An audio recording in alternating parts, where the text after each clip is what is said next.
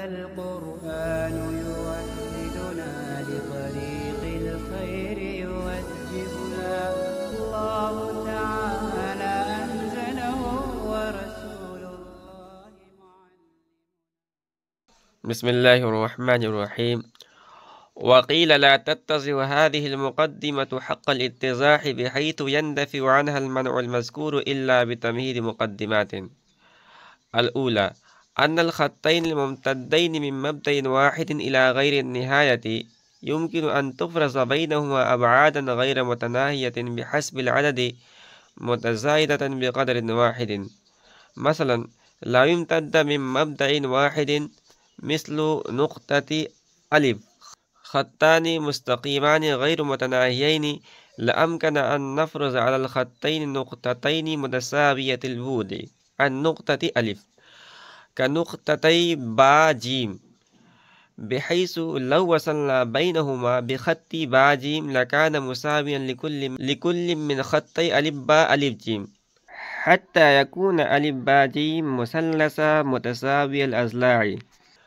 ولنفرض أن كل من الأضلاع ذراع، وأن نفرض عليهما نقطتين أخرين متساوية البعد عن نقطتي با جيم كنقطتي همزة، بحيث يكون بعدهما عن با جيم كبعدي با جيم عن همزة، ويكون كل من همزة ها ذراعين،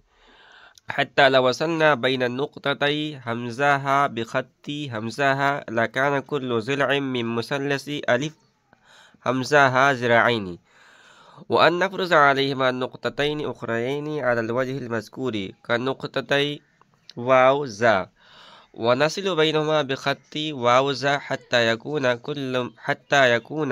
كل من أضلاع مثلث ألف واو زا ثلاثة أذرع، ثم نفرز حاطا ثم يا كاف ثم لام ميم ثم نون سين، ونصل بينهما بخطوط حا طا يا كاف لام ميم نون سين على الوجه المذكور، وهكذا إلى غير النهاية. ولنسمي خط باجي مع البعد الأصل، والذي بعده آني همزة البعد الأول، وواوزة البعد الثاني، وحاتا البعد الثالث، وعلى هذا الترتيب. کہہ رہے ہیں کہ وقیل لا تتزع هذه المقدمة حق الاتزاع بحيث يندفع عنها المنع المذكور إلا بتمهيد مقدمات. بعض لوگوں نے کہا کہ یہ مقدمہ بغیر چند مقدمات کی تمہید کے پورے طور پر واضح نہیں ہو پائے گا، اس طور پر کہ اس سے اشکال اور اعتراض دور ہو جائے جو ماقبل کے اندر ذکر کیا گیا ہے۔ الاولا پہلا مقدمہ یہ ہے کہ ان الخطین الممتدین من مبدأ واحد الى غیر النہایت يمكن ان تفرز بینہما ابعادا غیر متناہیۃ بحسب العدد متزائدۃ بقدر واحد۔ پہلا مقدمہ یہ ہے کہ وہ دو خط جو ایک مبدا سے غیر نہایت تک ممتد ہو رہے ہیں، ان دونوں کے درمیان ایسے ابعاد فرض کرنا ممکن ہے جو تعداد کے اعتبار سے غیر متناہی ہوں، جو ایک ہی مقدار کے ساتھ بڑھتے جا رہے ہوں۔ مثلا لا يمتد من مبدأ واحد مثل نقطة ألف خطان مستقيمان غير متناهيين لأمكن أن نفرز على الخطين نقطتين متساوية البعد عن نقطة ألف كنقطتي با جيم، بحيث لو وصلنا بينهما بخط با جيم لكان مساويا لكل من خط ألف با ألف جيم حتى يكون ألف با جيم مثلثا متساوي الأضلاع۔ مثلا اگر مبدأ واحد جیسے نقطہ الف، اس کو الف پڑھ لیجیے یا آ پڑھ لیجیے، یہ دراصل ایک نام دے دیا گیا ہے، کوئی سا بھی نام دے دیتے ہیں، یہاں انہوں نے اس کو آ سے الف سے نام دیا ہے۔ جیسے نقطہ آ سے یا نقطہ الف سے دو خط مستقیم غیر متناہی دراز ہوں تو یہ ممکن ہے کہ ہم دونوں خطوں پر دو ایسے نقطے فرض کریں جن کی دوری نقطہ الف سے برابر ہو، جیسے کہ نقطہ با اور نقطہ جیم، اس طور پر کہ اگر ہم ان دونوں کے درمیان خط با جیم ملا دیں تو وہ خط الف با اور خط الف جیم میں سے ہر خط کے برابر ہو۔ یہاں تک کہ الف با جیم مثلث بن جائے گا جس کے تینوں اضلاع برابر ہوں گے۔ وَلَنَفْرُضَ أَنَّ كُلًّا مِنَ الْأَضْلَاعِ ذِرَاعٌ وَأَنْ نَفْرُضَ عَلَيْهِمَا نُقْطَتَيْنِ أُخْرَيَيْنِ مُتَسَاوِيَةَ الْبُعْدِ عَنْ نُقْطَتَيْ با جیم كنقطتي همزة بحيث يكون بعدهما عن با جیم كبعدي با جیم عن الف۔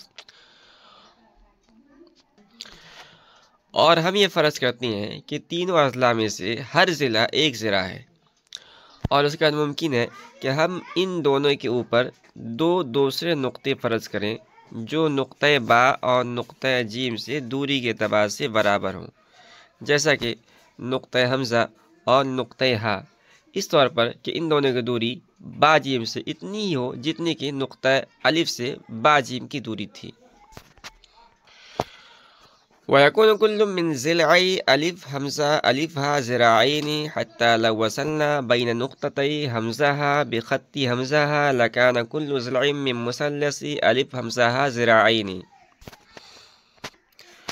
اور الف حمزہ اور ہا کے دونوں ضلعوں میں سے ہر ایک دو ذرا ہو جائے گا، یہاں تک کہ ہم اگر حمزہ ہا کے دونوں نقطوں کے درمیان خط حمزہ ہا لگائے تو مثلث الف حمزہ ہا کا ہر ضلع دو ذرا کا ہو جائے گا۔ وَأَن نَفْرُضَ عَلَيْهِمَا نُقْطَتَيْنِ أُخْرَيَيْنِ عَلَى الْوَجْهِ الْمَذْكُورِ كَنُقْطَتَيْ وَازَا وَنَصْلُ بَيْنَهُمَا بِخَطِّ وَاوْزَا حَتَّى يَكُونَ كُلٌّ مِّنْ أَضْلَاعِ مُثَلَّثٍ ألف واوزا ثلاثة أذرع، ثم نفرض حاطا ثم یا کاف ثم لام میم ثم نون سین ونسل بینہما بخطوط، اور اس کے بعد یہ ممکن ہے کہ ہم ان پر مذکورہ طریقے پر دو نقطے اور فرض کریں، جیسے کہ نقطہ واو اور نقطہ زا، اور ان دونوں کے درمیان خط واو زا بنا دیں۔ حتی یکون کل من اضلاع مثلث الف واو زا ثلاثة أذرع، ثم نفرض حاطا ثم یا کاف ثم لام میم ثم نون سین ونصل بینہما بخطوط حاطا یا کاف لام میم نون سین علی الوجہ المذکور وہکذا الی غیر النہایہ، یہاں تک کہ واو زا مثلث کے اضلاع میں سے ہر ضلع تین ذرا کا ہو جائے گا۔ پھر ہم حاطا، پھر یا کاف، پھر لام میم، پھر نون سین فرض کریں، اور ان کے درمیان حاطا، یا کاف، لام میم، نون سین کے خطوط مذکورہ طریقے پر کھینچتے چلے جائیں، اور اسی طرح غیر نہایہ تک سلسلہ چلتا رہے۔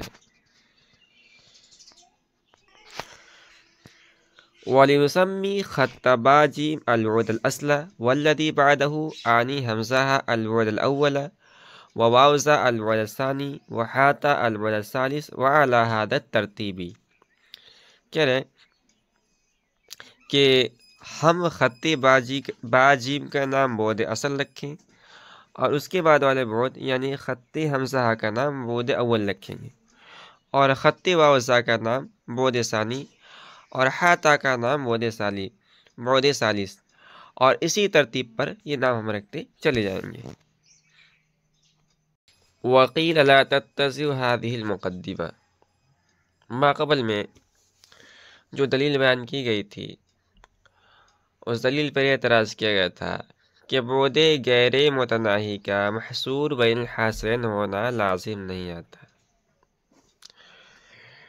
اس اعتراض کا اگرچہ جواب دے دیا گیا تھا، مگر نظر قائم کر کے پھر اس کو رد کر دیا گیا، جس سے اعتراض جوں کا توں باقی رہا۔ اس لیے شارح فرماتے ہیں کہ یہ مسئلہ مکمل طور پر اس وقت تک واضح نہیں ہوگا جب تک کہ تین مقدمات بطور تمہید بیان نہ کیے جائے۔ چنانچہ شارح نے ترتیبات تین مقدمے بیان کیے ہیں۔ تمہید کے لغوی معنی آتے ہیں بچھانا اور ہموار کرنا، اور اصطلاح میں تمہید کہتے ہیں ایراد الکلام الذی یتوقف علیہ المقصود،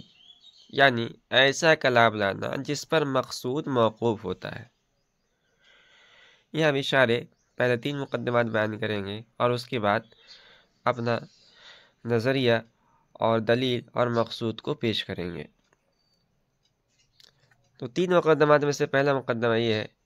کہ ہم مبدأ واحد سے 2 خطوں کا امتداد الی غیر النہایہ فرض کریں اور ان کے درمیان ایسی ابعاد غیر متناہیہ فرض کریں جو مساوی مقدار کے ساتھ شیئن فشیئن الی غیر النہایہ بڑھتے چلے جائیں۔ اب اس کو یوں سمجھیے کہ مثال کے طور پر ہم ایک نقطہ لگائیں گے۔